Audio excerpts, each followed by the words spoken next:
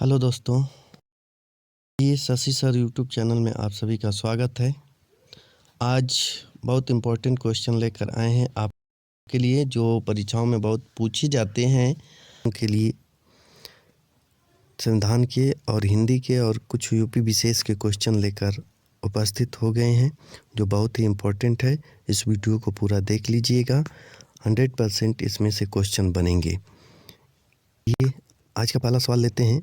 आपका आज का पहला सवाल है, भारतीय संविधान के किस भाग में पंचायती राज्य से संबंधित प्रावधान है? तो आपका पहला ऑप्शन है भाग 6, बी है भाग 7, सी है भाग 8 और डी है भाग 9। तो आपका करेक्ट आंसर कौन सा होगा? तो भाग 9 इज करेक्ट होगा। भाग 9 इज करेक्ट। भाग 9 में पंचायती राज से संबंधित प्रावधान है, भाग 9 में। अगला क्वेश्चन देखते हैं, भारत में पंचायती राज प्रणाली का शुभारंभ कब और कहाँ हुआ था? तो कहाँ हुआ था? तो आपका पहला ऑप्शन है 5 जुलाई 1957 फैजाबाद, 2 अक्टूबर 1959 नागौर और सी ऑप्शन है 14 नवंबर 1959 अहमदाबाद और डी ऑप्शन है 3 दिसंबर 1960 भोपाल। तो ऑप्शन नंबर कौन सा आपका सही होगा? तो option number B is correct. 2 अक्टूबर 1959 नागौर में हुआ था। कहाँ हुआ था? नागौर में हुआ था। ये राजस्थान में पड़ता है नागौर। तो आज का तीसरा सवाल देखते हैं। तीसरा सवाल है, 1957 में किस समिति ने भारत में त्रिस्तरीय पंचायती राज की सर्वप्रथम सिफारिश की थी? तो पहला ऑप्शन है आपका अशोक मेहता, बी है शीतलवाड़ समिति, सी है बलवंत राय मेहता और डी है हनुमंतैया समिति। तो ऑप्शन नंबर आपका कौन सा सही होगा? तो option number C is correct होगा, बलवंत राय मेहता समिति। बलवंत राय मेहता समिति। चौथा क्वेश्चन है, केंद्र सरकार के व्यय को नियंत्रित करने की शक्ति किसमें निहित है? केंद्र सरकार के व्यय को नियंत्रित करने की शक्ति किसमें निहित है? क्या संसद में है, राष्ट्रपति में है, नियंत्रण एवं महालेखा परीक्षक में है या केंद्रीय वित्त मंत्री में है? तो आपका option number C is correct होगा। किसमें है? नियंत्रक एवं महालेखा परीक्षक में है। केंद्र सरकार के व्यय को नियंत्रित करने की शक्ति नियंत्रक एवं महालेखा परीक्षक में है। आपका सी ऑप्शन करेक्ट हो जाएगा। राज्यों के मुख्यमंत्री होते हैं। अब बताना है आपको कि राज्यों के मुख्यमंत्री क्या होते हैं? नियुक्त होते हैं, निर्वाचित होते हैं, मनोनीत होते हैं, चयनित होते हैं। क्या होते हैं आपको ये बताना है। तो क्या होते हैं? तो राज्यों के जो मुख्यमंत्री होते हैं वो नियुक्त किए जाते हैं। क्या किए जाते हैं? नियुक्त किए जाते हैं। तो option number A is correct हो जाएगा। आइए अगला सवाल पर पढ़ते हैं। अगला सवाल है, उच्च न्यायालय का न्यायाधीश अपना त्याग पत्र किसको देता है? उच्च न्यायालय का न्यायाधीश अपना त्याग पत्र किसको देता है? क्या राष्ट्रपति को देता है, बी है अपने उच्च न्यायालय के मुख्य न्यायाधीश को देता है, सी है भारत के मुख्य न्यायाधीश को और डी है अपने राज्य के राज्यपाल को? तो किसको देता है? तो जो उच्च न्यायालय का न्यायाधीश अपना त्याग पत्र देता है वो राष्ट्रपति को देता है। किसको देता है? राष्ट्रपति को देता है। तो ऑप्शन नंबर ए सही हो जाएगा। Option number A is correct. अंतर्राष्ट्रीय महिला दिवस कब मनाया जाता है? अंतर्राष्ट्रीय महिला दिवस कब मनाया जाता है? पहला ऑप्शन है 5 मार्च, दूसरा 8 मार्च, तीसरा ऑप्शन है 10 मार्च और चौथा ऑप्शन है 12 मार्च। तो कब मनाया जाता है? तो अंतर्राष्ट्रीय महिला दिवस 8 मार्च को मनाया जाता है। कब मनाया जाता है? 8 मार्च को। Option number B is correct. संविधान की 8वीं अनुसूची में मूलतः कितनी भाषाएं सम्मिलित थीं? कितनी भाषाएं सम्मिलित थीं? ये क्वेश्चन ध्यान से देखिएगा। संविधान की 8वीं अनुसूची में मूलतः कितनी भाषाएं सम्मिलित थी? यहाँ पर देखिएगा थी लगा है। थी यानी पहले प्रारंभ में कितनी भाषाएं थी? तो प्रारंभ में कितनी भाषाएं थी? तो 14 भाषाएं थी। कितनी भाषाएं? 14 भाषाएं थी।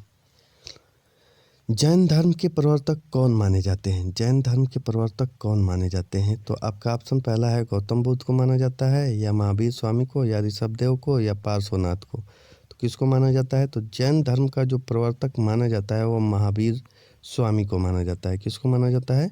महावीर स्वामी को। Option number B is correct. Option B is correct.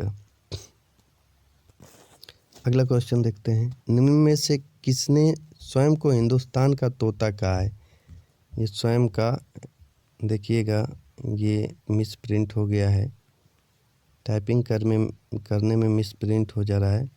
ये वीडियो बनाने के लिए बहुत मेहनत किया जाता है दोस्तों, तो कृपया वीडियो पसंद आए तो आप लोग लाइक शेयर कमेंट सब्सक्राइब ज़रूर कीजिएगा, क्योंकि एक वीडियो बनाने के लिए पूरा दिन लग जाता है टाइपिंग करने में, और एक एक क्वेश्चन को टाइप करने में बहुत समय लगता है।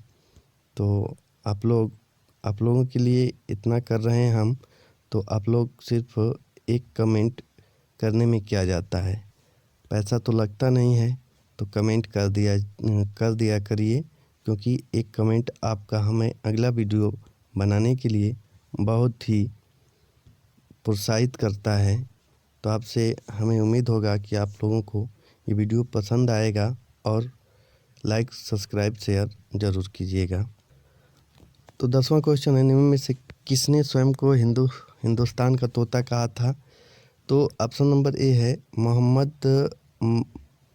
मलिक मोहम्मद जायसी, बी है रस खान, सी है अमीर खुसरो, और डी है अमीर हसन। तो कौन सा होगा? तो option number C is correct, Amir Khusro. अब हिंदी के क्वेश्चन पर आ जाते हैं। हिंदी में मूलतः वर्णों की संख्या कितनी है? हिंदी में कितनी है? देखिएगा, यहाँ पर भी मिस प्रिंट हो गया है। कितनी है, संख्या कितनी है? तो पहला ऑप्शन है 50, 51, 52, 53। तो कौन सा ऑप्शन होगा? तो option number C is correct, 52। वर्णों की संख्या कितनी है? तो 52 है। थाली का बैगन से क्या अभिप्राय है? मुहावरा है ये। तो थाली का बैगन से क्या अभिप्राय है? तो ऑप्शन नंबर 1 है सिद्धांतहीन व्यक्ति, गोल मटोल व्यक्ति, अधिक चिकना, चौड़ा होना। तो option number A is correct, सिद्धांतहीन व्यक्ति। कौन सा होगा? सिद्धांतहीन व्यक्ति। एक और एक 11 होते हैं का अर्थ क्या होगा? 1 और 11 होते हैं। पहला ऑप्शन है संसार में सब संभव है, बी है भीड़ में बल होता है, यानी भीड़ में बल है, गणित में विद्या निपुणता प्राप्त करना, और संगठन में शक्ति है। तो क्या इसको कहेंगे? 1 और 11 होते हैं, यानी कि संगठन में शक्ति होता है, यानी संगठन में शक्ति है। Option number D is correct. Option number D सही होगा। पल्लव के रचयिता हैं। तो पहला ऑप्शन है सुमित्रानंदन पंत, बी है निराला, सी है जयशंकर प्रसाद, और डी है महादेवी वर्मा। तो कौन सा होगा? Option number A is correct, Sumitranandan Pant. Pallav के रचयिता कौन है? सुमित्रानंदन पंत जी हैं। हिंदी की पहली कहानी लेखिका का नाम है। हिंदी की पहली कहानी लेखिका का नाम क्या है? सत्यवर्ती, चंद्रकिरण, चंद्रकांता। तो क्या है? Option number A is correct होगा, बंग महिला। फणीश्वर नाथ रेणु किसके लेखक हैं? ऑप्शन नंबर ए है गबन का, गीतांजलि, मैला आचन, कमायनी। तो आपको मालूम होगा कि फणीश्वर नाथ रेणु मैला आचन है। मैला आचन ये जो है मुंशी प्रेमचंद्र जी का है। मुंशी प्रेमचंद और गीतांजलि रविन्द्रनाथ टैगोर का, और कमायनी जयशंकर प्रसाद का। तो option number C is correct, Maila आचन फणीश्वर नाथ रेणु जी का है। जहाँ बिना कारण के कार्य का होना पाया जाए, या यहाँ कौन सा अलंकार होगा? यानी कि जहाँ बिना कारण के कार्य का होना पाया जाता है, बिना कारण के कार्य का होना पाया जाता है, वहाँ कौन सा अलंकार होता है? तो कौन सा अलंकार होता है? तो ऑप्शन नंबर ए है विरोधाभास, विशेषोक्ति, विभावना, भ्रांतिमान। तो कौन सा होगा? तो ऑप्शन नंबर आपका सी इज करेक्ट होगा। कौन सा ऑप्शन? सी। तो सी क्या होगा? विभावना इज करेक्ट आंसर। हिंदी साहित्य का 9वां रस कौन सा है? क्या 9वां रस कौन सा है? तो भक्ति, वात्सल्य, शांत, करुण। कौन सा होगा? तो 9वां रस शांत रस है। Option number C is correct. Option number C is correct.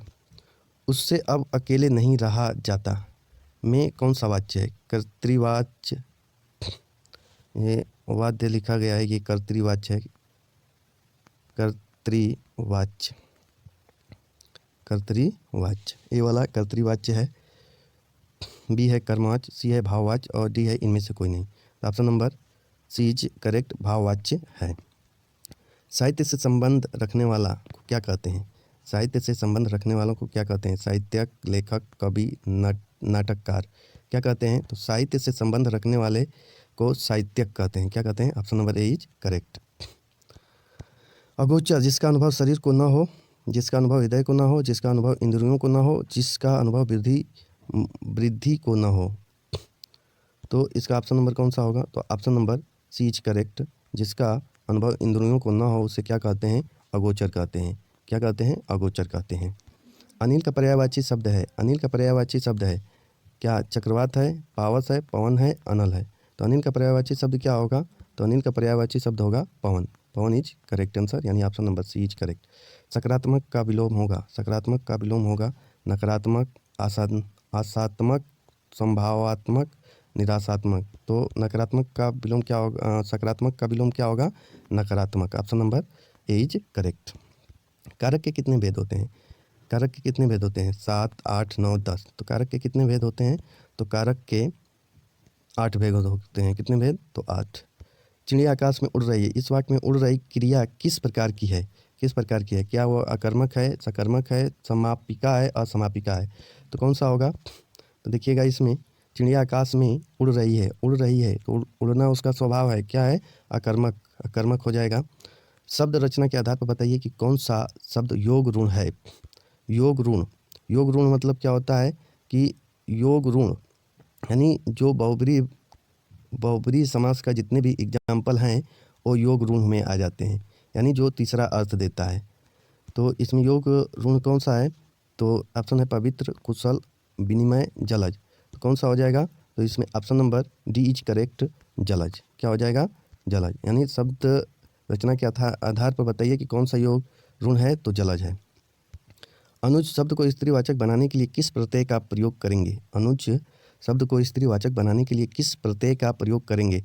तो किसका प्रयोग करेंगे? तो पहला ऑप्शन है इक का, फिर ई का, आ का, ई का। तो किसका प्रयोग करेंगे? तो स्त्री, अनुज को स्त्री बनाने के लिए अनुजा, अनुजा किसका यूज करेंगे? अनुजा होता है स्त्री रूप, तो आ का यूज करेंगे। Option number C is correct.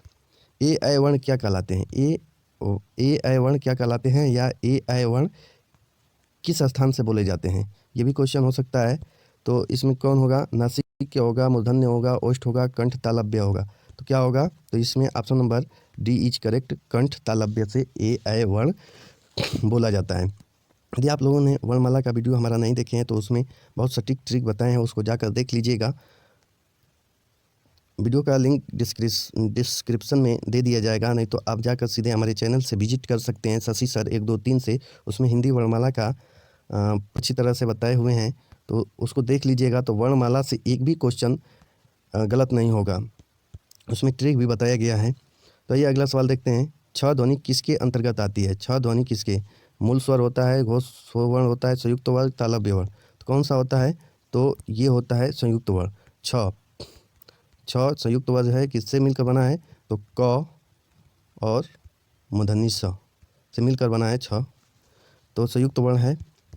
राज्य में परमाणु विद्युत योजना, राज्य में परमाणु विद्युत योजना कहाँ स्थापित है? तो राज्य में विद्युत परियोजना कहाँ स्थापित है? तो Narora Bulandshahr, Narora Bulandshahr. Option number A is correct. राज्य की कुल जनसंख्या में से महिला की जनसंख्या कितनी है? तो महिला जनसंख्या कितनी है? तो आपको बताना है महिला जनसंख्या। तो ऑप्शन नंबर ए है 10,49,85,062, 8,49,85,062, 7,49,85,062 और 9,49,85,062। तो कौन सा होगा? तो option number D is correct, 9,49,85,062 महिला जनसंख्या है। राज्य की कुल जनसंख्या में महिला की जनसंख्या कितनी है? तो 9,49,85,062 है। मध्योत्तर काल में उत्तर प्रदेश का कौन सा शहर का नगर रेशम मार्ग से संबंध था और एशिया से जुड़ा था? मरुत्तर काल में उत्तर प्रदेश का कौन सा शहर का नगर रेशम मार्ग से संबंधित था और उसे एशिया से जुड़ा था? तो ये क्वेश्चन का आंसर आप लोग बताइएगा कमेंट करके। आइए अगला सवाल, भगवान बुद्ध ने ज्ञान की प्राप्ति के उपरांत पहला उपदेश कहाँ दिया था? तो ऑप्शन नंबर ए है सारनाथ, बी है श्रावस्ती और सी है कौशाम्बी और डी है अवध। तो कौन सा ऑप्शन होगा? तो option number A is correct, Sarnath. कौन? सारनाथ। अगला क्वेश्चन देते हैं, बौद्ध धर्म का पालन किस राज्य को कहा जाता है? बौद्ध धर्म का पालना किस राज्य को कहा जाता है? बौद्ध धर्म का पालना किस राज्य को कहा जाता है? तो पहला ऑप्शन है मध्य प्रदेश को, पहला ऑप्शन है मध्य प्रदेश, दूसरा ऑप्शन है उत्तर प्रदेश, तीसरा ऑप्शन बिहार, चौथा ऑप्शन राजस्थान। तो कौन सा है? तो उत्तर प्रदेश ही करेक्ट होगा, यानी बौद्ध धर्म का पालना किस राज्य को कहा जाता है? तो उत्तर प्रदेश को। उत्तर प्रदेश का राजकीय पुष्प कौन सा है? उत्तर प्रदेश का राजकीय पुष्प कौन सा है? तो पहला ऑप्शन है इसमें रोहिड़ा, कमल, गुलाब, पलाश। तो option number D is correct होगा, पलाश। पलाश इज करेक्ट होगा, option number D. Uttar Pradesh का राजकीय पक्षी कौन सा है? तो राजकीय पक्षी कौन सा है? तो सारस राजकीय पक्षी है। उत्तर प्रदेश का पुरुष साक्षरता दर कितना है? पुरुष साक्षरता दर कितना है? तो 79.24%। उत्तर प्रदेश का कौन सा जिला क्षेत्रफल की दृष्टि से सबसे बड़ा है? तो लखीमपुर खीरी। कौन सा है? लखीमपुर खीरी। क्षेत्रफल की दृष्टि से सबसे बड़ा कौन सा है? तो लखीमपुर खीरी। और जनसंख्या की दृष्टि से कौन है? तो इलाहाबाद। जनसंख्या की दृष्टि से इलाहाबाद और क्षेत्रफल की दृष्टि से लखीमपुर खीरी। तो option number A is correct. आज के लिए इतना ही। यदि आपको हमारा वीडियो पसंद आया हो तो सब्सक्राइब, लाइक, कमेंट जरूर कीजिएगा। ऐसे ही आपको हमारा वीडियो पसंद आया हो और इस प्रकार के वीडियो चाहते हैं तो हमारे चैनल को सब्सक्राइब, लाइक, शेयर ज़रूर कीजिएगा। आज के लिए इतना ही।